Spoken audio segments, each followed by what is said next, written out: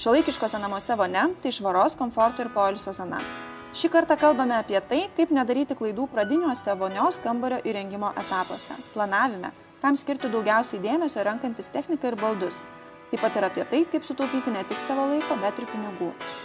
Taigi viską numačius iš anksto galima tikrai gražiai, nuosekliai, be jokio streso ir be papildomų rūpesčių įsirengti gerą, gražų, nebūtinai patį brangiausią, bet praktišką gerą vonios kambarį.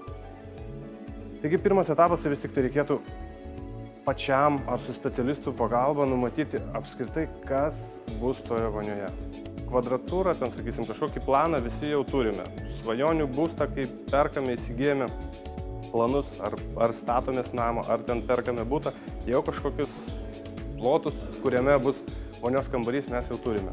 Dabar kas ten bus, galite atsakyti tik tai jūs. Niekas už jūs nepatars, niekas nežinos jūsų vartojimo kažkokių subtilybių, ką jūs mėgstate. Tas amžinas klausimas, vonia ar dušo kabina, jis ir liks amžina turbūt. Kadangi skirtingi poreikiai, skirtingos mintys, skirtingi norai. Taigi pradinis etapas, kaip ir minėjau, galima pavadinti projektavimu. Projektavimu tai reiškia numatyti iš esminius svarbiausius dalykus. Išdėstymą, tai reiškia vonia, dušo kabina, kurioje vietoje ten vamzdynai, galbūt kažkiek reikėtų pasitarti ir su specialistu, kuris vėliau darys, tai yra montuotojų, bet nereiktų palikti visko vien spręsti jam. Tai jūsų vonios kambarys, jūs čia gyvensite, jums turi būti patogu, jūs turite turėti kažkokius savo norus. O tolimesnis etapas yra plytelių parinkimas. Patarimas paprastas, bet svarbus. Jeigu norite išsirinkti gražias, patinkančias svajonių savo plyteles, jūs turite tai daryti iš anksto. Kaip ir bet ką planuotis gyvenime, kaip ir kelionės, kaip ir susitikimus, taip ir plyteles, viską reikia planuotis iš anksto tam, kad paskui nerinktis bet ko iš to, kas yra greitai vietoje, iš kažkokių, nežinau, ir paskui spjaudytis ir galvoti, kad vis tik ne tai aš išsirinkau, ne tai yra gražu. Geriausia pasiplanuoti iš anksto, pasirinkimas yra didžiulis. Tai geriausia išsirinkti iš anksto, užsisakyti ir laukti.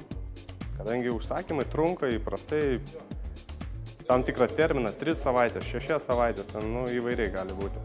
Tai vėlgi užsakius, jau padarius tą sprendimą, padarius vizualizaciją, ten projektą, jūs pasiskaičiuojat kiekius ir galima užsakinėti plyteles.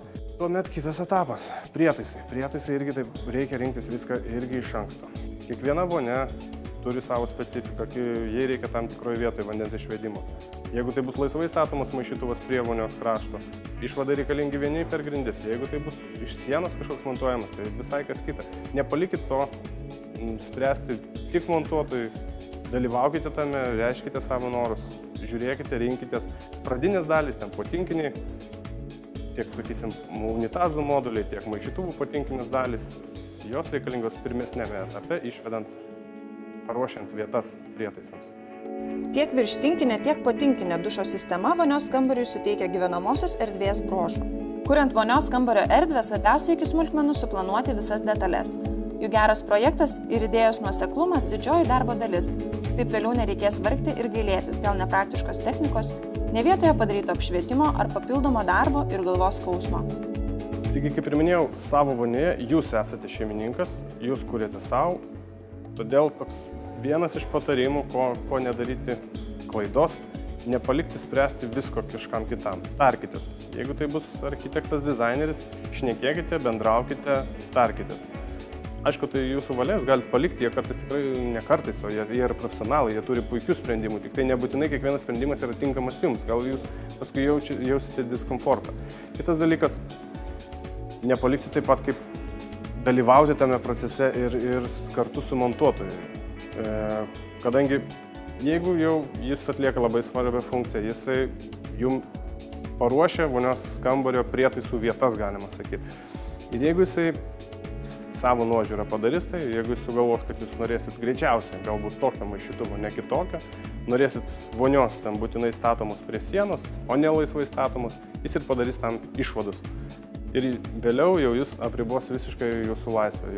Jau tada bus vėlu žiūrėti į katalogus, rinktis, kas jums patinka, tada jūs busite įsprausti tam tikrus rėmus ir turėsite pasirinkimą tik iš kelių variantų, arba turėsite nemažus finansinius, tiek laiko nuostolius, tiek kiek nervų, kiek kainuos. Vėl viską perdarinėt, ardyt, viską galima padaryti, bet visą tai kainuoja. Axor Stark Organic tai aptokios formos ir iki šiol neregėto dizaino maišytuvas. Plati sūkurių per maišytuvą tekančio vandens širkšlė suteikia ypač malonius pojūčius. Su naujovišku 2 rankenėlių maišytuvu vanduo naudojamas intuityviai, ergonomiškai ir ekonomiškai.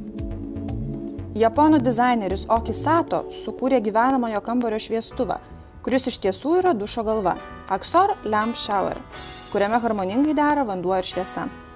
Cartel by Laufen tai provokuojanti kolekcija, kurioje gamintojai į plastiko sudėtį įmaišė safyrose aptinkamo mineralo korundo, keramikai suteikiančio tvirtumo, lengvumo ir atsparumo. Taip keramikos sienelių storis sumažėjo net iki 4 mm, o briaunų vos iki 1–2 mm.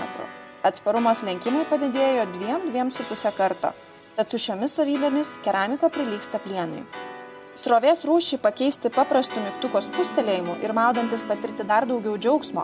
Tokia filosofija glūdi po Hans Grohe Rain Dance Select dušais. Naujieji mygtuku valdomi gaminiai skirti vertinantiems maudynių duše komfortą ir nesenstantį bei modernų vonios kambario dizainą. Daugiau informacijos apie produktus, specialistų patarimų ir profesionalių sprendimų ieškokite Vilniuje, Domus galerijoje įsikūrusiuose salonuose.